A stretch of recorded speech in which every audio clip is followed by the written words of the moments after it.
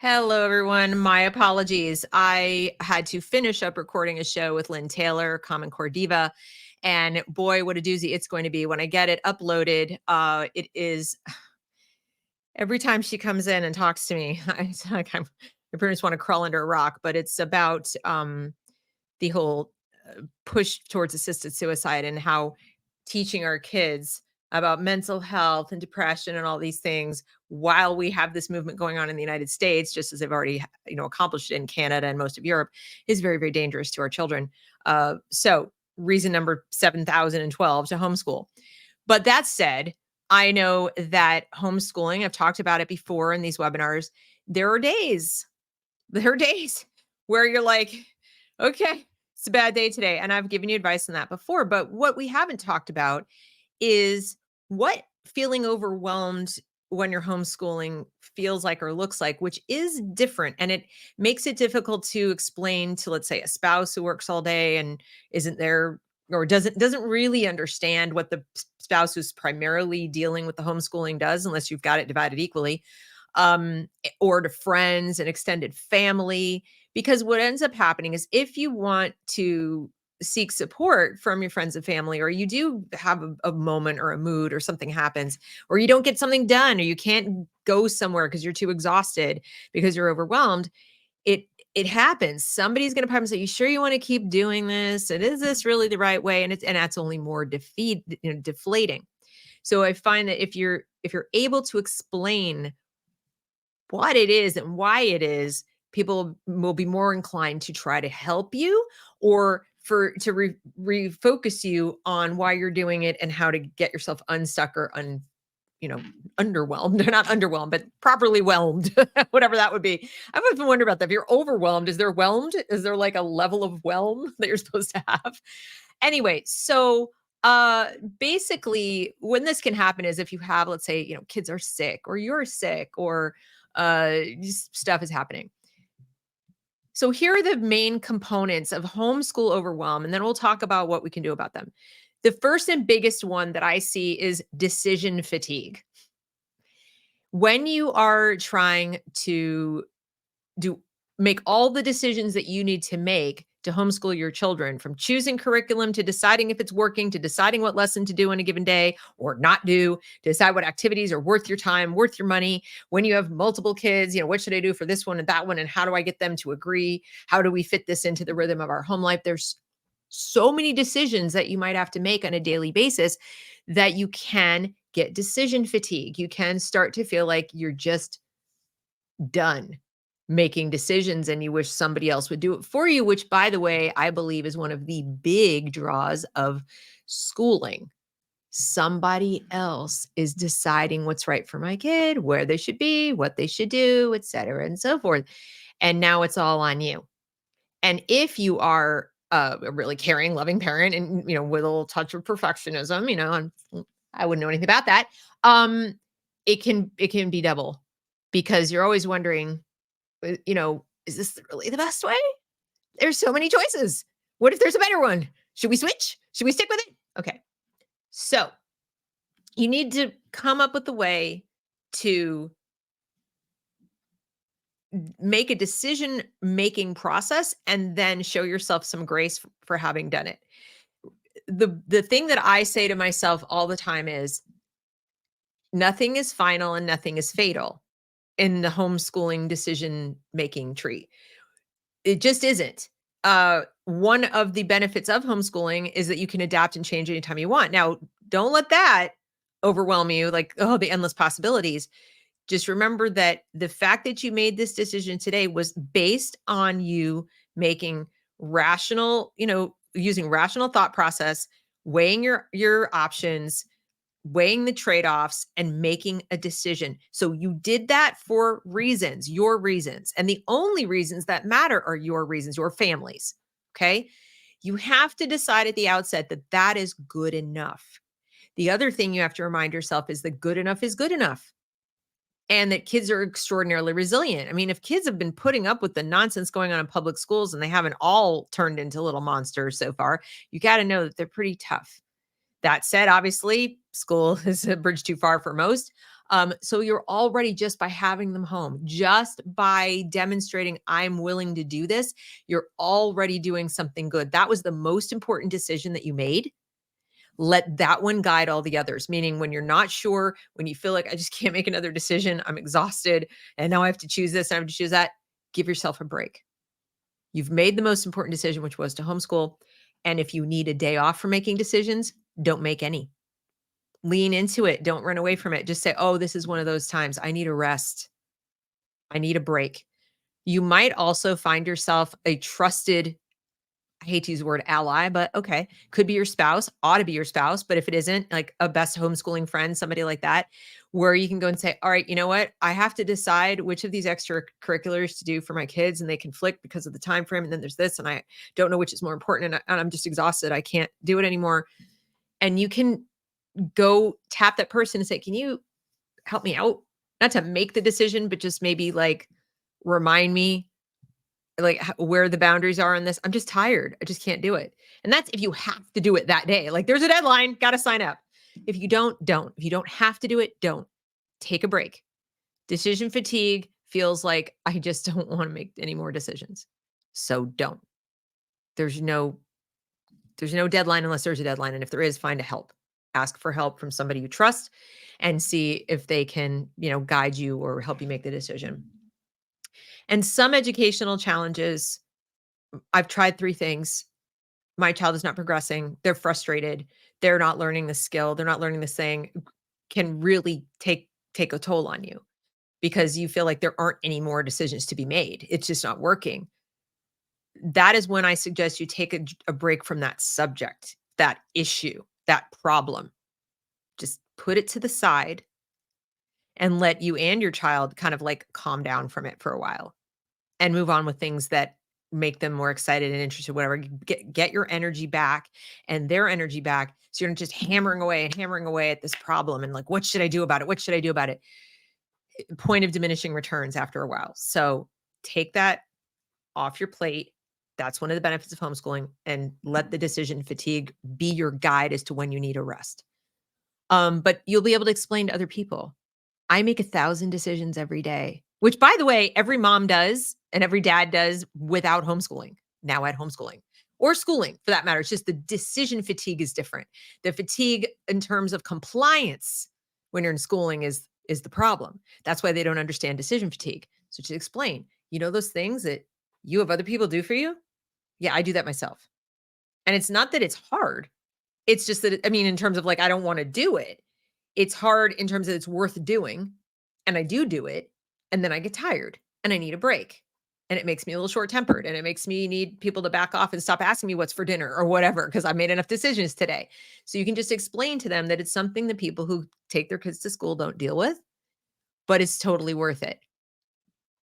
And then maybe you'll even remind them that they don't get the opportunity to make those decisions. That's the flip side of it. The responsibility of a decision, making the opportunity to make those decisions. How many parents right now are going, oh, no one asked me. I didn't get a say. You get a say, but there are trade-offs. The downside to a say is, what do I want to say? The next one is the emotional outlay. Like we teachers, who've taught in the classroom know this. People who send their kids to school and claim, I could never homeschool because it's just so, I couldn't do it. I don't have the patience. All right. This one they might understand, but again, they might jump straight to, well, why do you do it? I could never do it. And misery loves company. So you just say, well, I do it, obviously, because I love my children. Why do you have children? The emotional outlay of being a parent, period, is huge, right? It can be overwhelming even when your kids are in school. It's just that you have it, all day with they don't. And then they have a different emotional outlay for overcoming the fact that they're not close with their kids. So you can relate it to that and just say, how taxing it can be for you just on the weekends and so forth, and the emotional outlay from parenting and then coping with the stuff you don't know about because it's at school.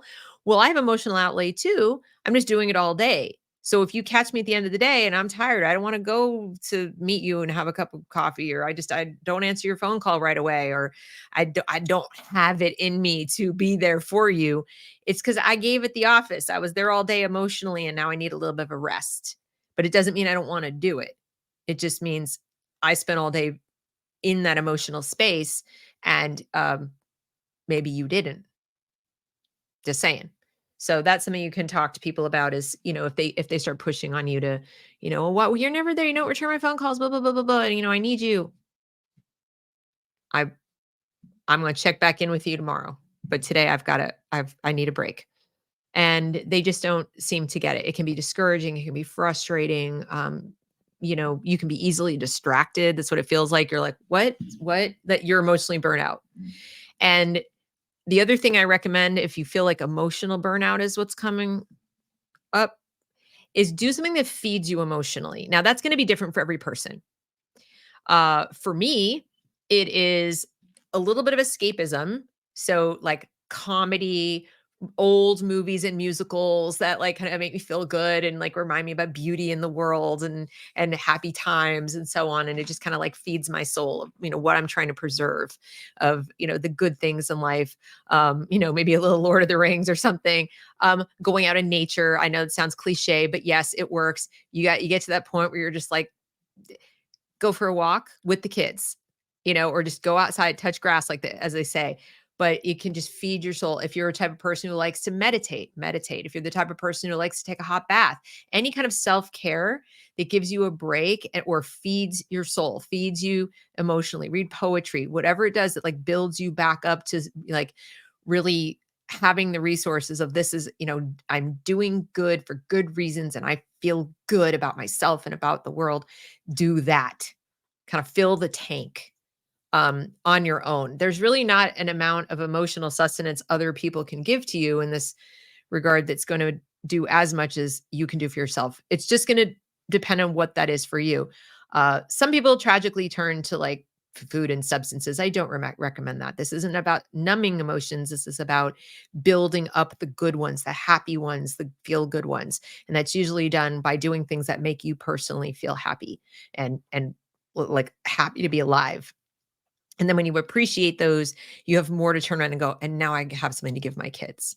So, and if you can encourage them to do the same, you're modeling for them how they can take care of their own emotions and take care of themselves. Remember, SEL happens at home.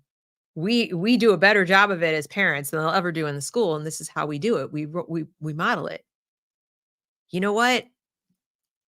I think I need a little bit of a brain break, you guys. I need to like I need to build up my strength.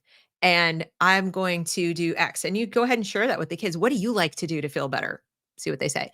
All right, Crystal says, I make most of those decisions on the weekend when I plan the week. Additionally, I set up a couple of loop schedules at the beginning of the school year. So I just need to plug in the proper activity when it comes up in the loop. And I know we're covering all the things I want to cover. That's a fantastic suggestion. So this is another thing you can do is use the time when you have lots of energy or you're very focused, whether it's weekend or during the summer or wherever it is, and get everything out of the way. Again, it's all up to you. So many people who keep themselves on like school year schedule, school week schedule, whatever, they fall into overwhelm a lot more quickly because they're still in school mode and schedule mode. Got to get out of that rhythm. Think of rhythm, not schedule. Your family has a rhythm. You personally have a rhythm of when you like to really focus and make decisions and when you don't want to be bothered, when you just want it to like kind of take care of itself. So know yours and go ahead and lean into that. And the same is true for rebuilding your emotion. And just the only thing I suggest is that you can go ahead based on your kid's personality and disposition and so forth, and let them know what's going on with you in a positive light. You know what? I need to laugh. What makes you guys laugh? I need to laugh. Let's do some laughing. Or do you need a break? I need a break. If they don't need a break, then they'll be like, cool. I'm gonna go over here and take my mom brain break. You guys keep working on your stuff and we'll regroup, whatever. But just like kind of let them know what's going on with a smile on your face. And smiling, as we know, already makes you feel better. And then they'll see this is what we do. This is what we do when we don't feel so great. We feel emotionally overwhelmed. And then the last one, which is, well, it's not the last one. I'm sorry. There's two more. Perpetual interruption, which isn't the case for everyone, but it can be a cause of overwhelm. So if you have a pretty good rhythm going with your family and you are, even if you work from home, you've got things kind of in their little zone, you can keep the interruptions to a minimum. It's not a given that you're going to have constant interruptions, but for those of you who really are interrupted a lot, whether it's the pets are interrupting you, or you get a ton of phone calls, or you have a spouse who works at home too, and they're coming in and out of the room, and they're not on the same rhythm as you, and you're like, "Ugh," that can cause a feeling of overwhelm. But to Crystal's point, if you get yourself going in your, schedule slash rhythm, and you're comfortable with that, such that if things start to go off kilter, you just kind of loop back and you're covering what you need to cover. You know your kids are okay, or you have a plan in place for when these things happen. It's not that big a deal.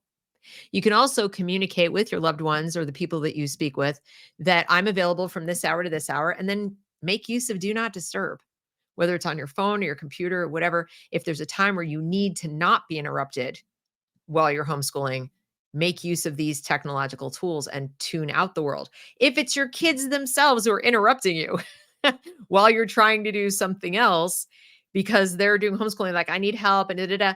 Well, that goes back to how you set up I hesitate to use the word rules, but let's call it what it is. How you set up how the day is going to go with your children. What are the things they can or should come to you at right in the moment? And what are the things that they should sort of set to the side, do something else until meeting time, or until mom's done with work, or until whatever time that we can, you can ask me questions.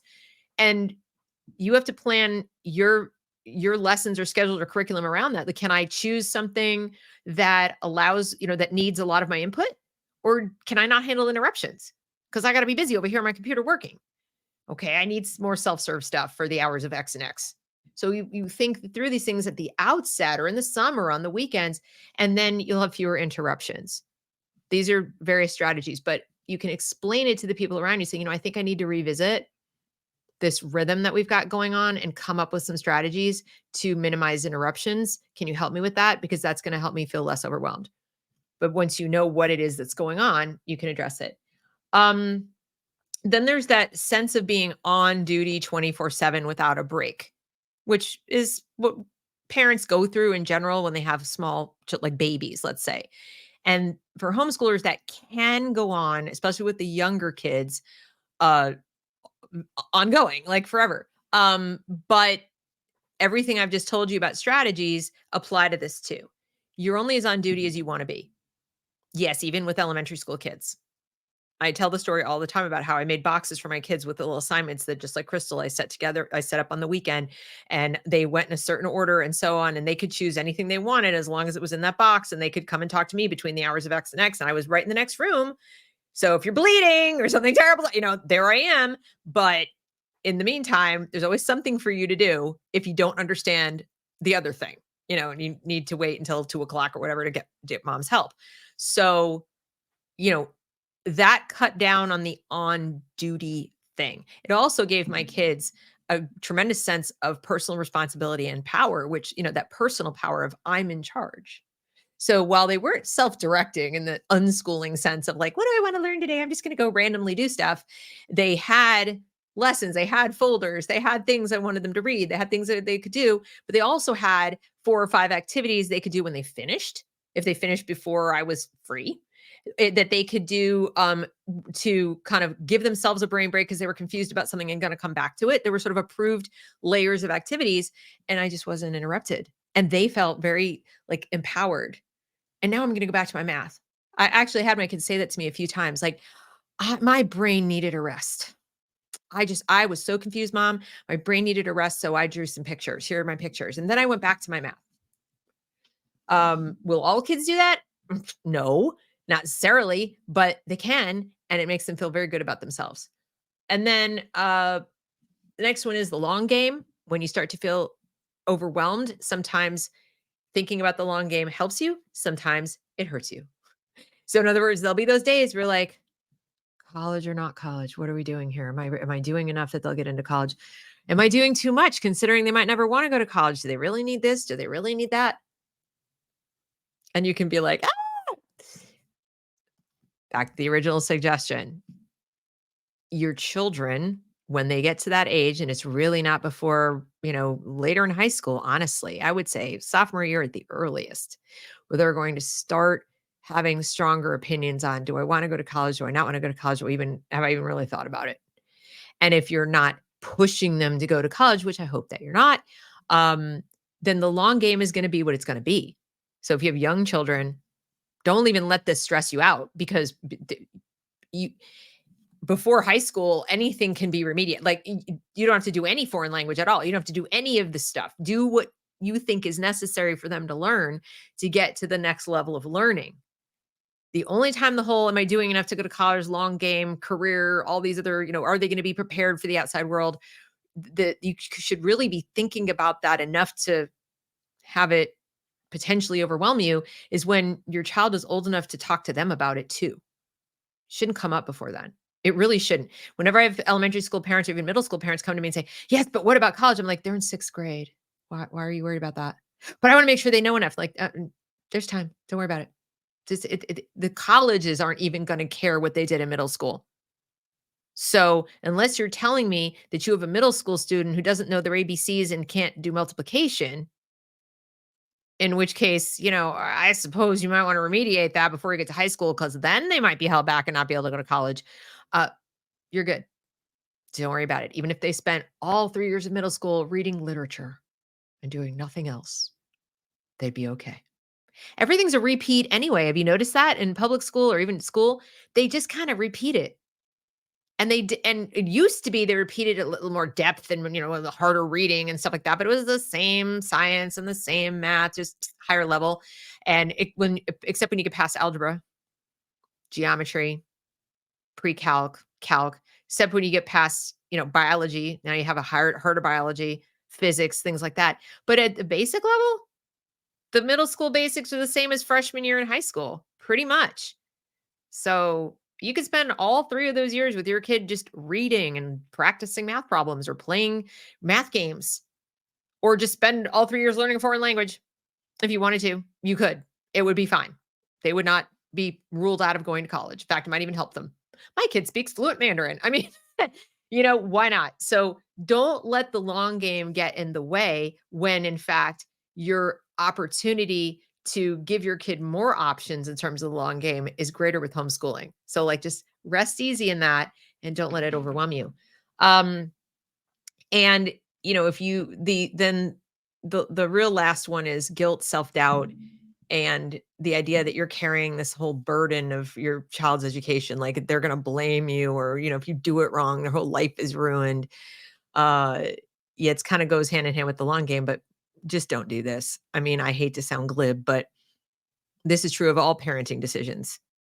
There's there are very few things that you can do that are truly going to destroy your child, and we know what they are. Abuse, right? Emotional abuse, verbal abuse, physical abuse, not feeding your child properly, nutritional neglect, things like that. You know, going along to get along when it comes to giving them medications that somebody tells you to give them and you didn't do the research. Like those kinds of things could have a lasting impact for sure. But when it comes to the day-to-day decisions of homeschooling, even if you had a day where you're like, I can't even today. I'm going to lie on the couch with like a compress on my forehead and watch soap operas. I mean, I'm just saying, like, let's say they'll be all right. It's going to be all right. Do not feel guilty. There's so much of what I learned in life that matters to me today, that is important to my life today. I learned long after school, college and grad school included.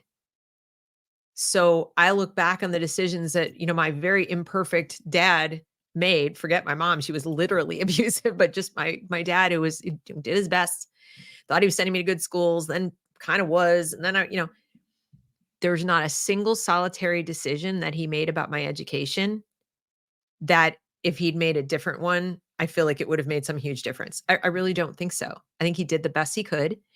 I got the most out of it I possibly could. I knew his heart was in the right place and he was doing what he thought was best. And I think if you don't carry extra weight of guilt, your kids will know it too. As long as you continually empower them to make bigger and bigger decisions about what they're learning as they get older, up into high school, the more they'll realize it's their decision ultimately. And you're doing the best you can. So, yeah, if you're doing it right, you you will worry about this, but you won't let it get the better of you. Um, and any task that you see other people doing during the day, including going to a job, may at some point feel easier than what you're doing with homeschool. But just remind yourself that, that long game, your child has so many more options.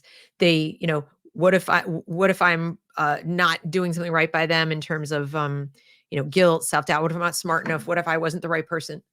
You are the right person. You just are. Even if you have, a ninth grade education and you are doing the best you can to figure out what is good for them and, turning over all the rocks you can find, you're doing great. You're doing great because the fact that you have taken responsibility for your child's education sends such a powerful message of love to your child that there's no curriculum, there's no lesson plan, there is no anything that makes up for the message that sends your child. I am willing. I am here. I I'm willing to do it wrong on a given day. And think of the lesson that teaches your kids about what's okay for them to try and not get exactly right. So, you know, if it starts to creep up on you like, oh my God, what am I doing? Am I doing it wrong? Try as hard as you can to just take a deep breath, find one of these coping strategies, phone a friend, something like that. Send me a message in the chat. That's what I'm here for. And just talk it out. And you'll probably find out in short order that you just need a rest. That's all it is. You just need a break. So that's what I've got for you today. Again, please let me know in the uh, topic suggestions if there are things you specifically want me to research related to homeschooling, and I can bring them to you in these videos. So it could be super granular, whatever it might be. Let me know if you're looking, to figure out just anything.